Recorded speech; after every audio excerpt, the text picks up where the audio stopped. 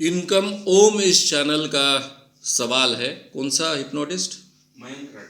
मयंक राठी। ये हिप्नोटिस्ट ने सम्मोहन के प्रयोग में स्त्रियों को हिप्नोटाइज किया, फिर उनको हिप्नोटाइज करने के बाद में उनको सजेशन दिया, जिसको पोस्ट हिप्नोटिक सजेशन कहते हैं, कि जागने के बाद आप मेरे प्यार में पड़ जाओगी। और वो सही में जागने के बाद में उसके प्यार में पड़ गई।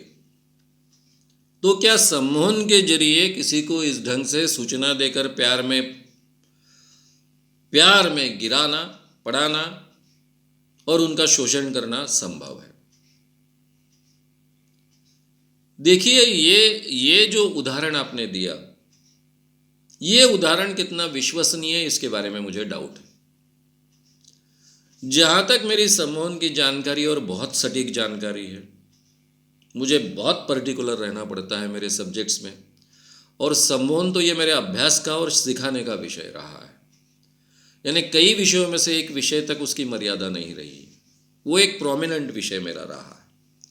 और मेरा खुद का, मेरे ही मन में काफ़ी डाउट्स थे सम्मोहन इस विषय के बारे में, इसलिए मैंने बहुत ही बारीकी से उसका अध्ययन किया और प्रैक्टिकली भी बहुत अच्छे ढंग से वो एक्सप्लोर किया। जेम्स ब्रेड नाम के जो डॉक्टर है, जिन्होंने सम्मोहन ये शब्द यानी हिप्नोसिस ये शब्द इजाद किया। हिप्नोसिस नाम की ग्रीक देवता है जो सोने की देवता, सोने की यानी सोना यानी गोल्ड नहीं, सोना यानी नींद की देवता मानी जाती है। उस पर से उन्होंने हिप्नोसिस शब्द दिया और आज भी वो शब्द उस विषय के लिए उपयोग में लाया जाता है। उन्होंने 3 चीजें सिद्ध की थी।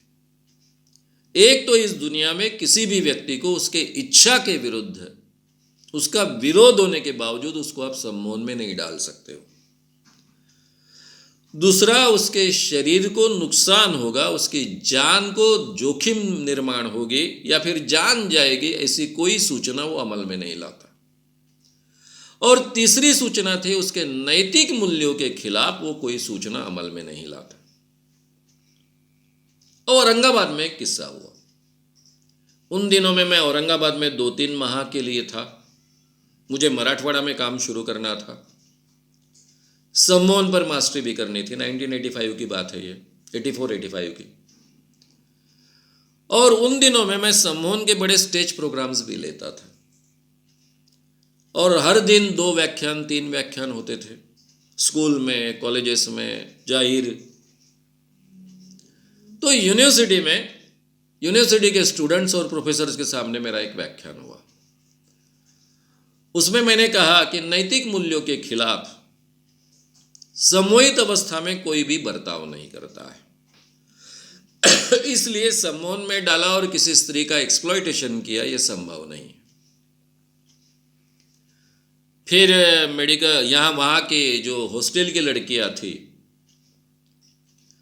वो लड़कियों ने, शायद मेरा व्याख्यान में थे हाजिर उसमें से कुछ, उनकी रेक्टर भी वहां पर हाजिर थे, जो प्रमुख होती है हॉस्टल की।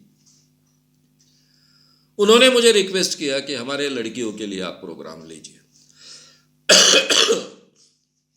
और फिर मैंने उनके सामने प्रोग्राम लिया। प्रोग्राम लेने के बाद में जो तैयारी करनी है उसके लिए 2 प्रोफेसर्स मुझसे कहीं मिलने को आई थी, जहां मैं लड़कों के लिए प्रोग्राम्स ले रहा था। क्योंकि औरंगाबाद ये बहुत ही थोड़ा अलग वातावरण का शहर है, तो लड़के लड़कियों का साथ में ग्रुप लेकर सम्मोहन करे, ये ठीक नहीं होगा। पहले ही सम्मोहन के बारे में बहुत गलतफहमियां हैं, इसलिए मैं लड़कियों के अलग ग्रुप और लड़कों के अलग ग्रुप लेता था। लड़के इजीली तैयार हो जाते थे, उनको कोई डर नहीं था कि मुझे सम्मोहन में डालकर कोई एक्सप्लॉइट करेगा। मेरे भाषण से प्रभावित होने के बाद में मैं डिक्लेयर करता था कौन कौन इसमें आना चाहता है, मैं उन पर प्रयोग भी करूंगा, उनको सिखाऊंगा भी, जिसका उपयोग वो अपने स्टडीज़ के लिए कर सकते हैं। तो बड़े पैमाने पर स्टूडेंट्स आ जाते थे। तो ऐसे एक प्रोग्राम में वो आई और वो आकर बैठ गई बीच में।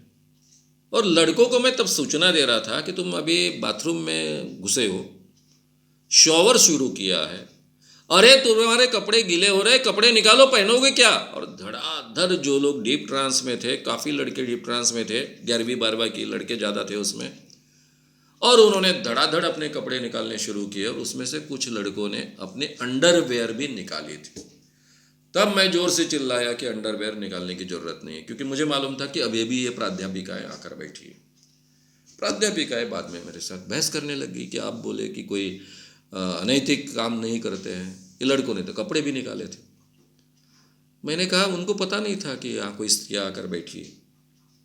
पहले तो कोई स्त्री थी नहीं जब वो ट्रांस में गए थे, इसलिए उन्होंने कपड़े निकाले। लेकिन वो अविश्वास से मुझे देख रही थी। मतलब ठीक है, तुम्हारे लड़कियों के लिए हम प्रयोग कर कर देखेंगे।